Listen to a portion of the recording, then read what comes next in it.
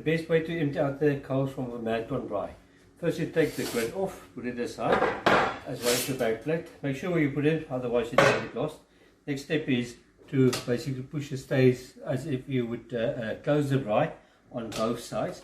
And then take the legs at the bottom with gloves if there's still hot coals in, and just move it forward and press the legs together so that the base gets pinched between the legs.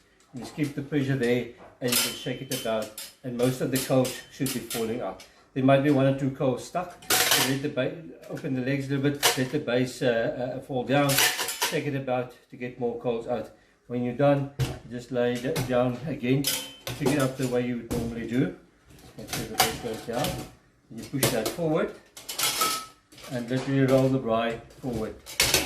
And again, just break the stays and they go to the outside, both sides, and your braai is all folded up, ready to go back into the bag with its grid and the back plate.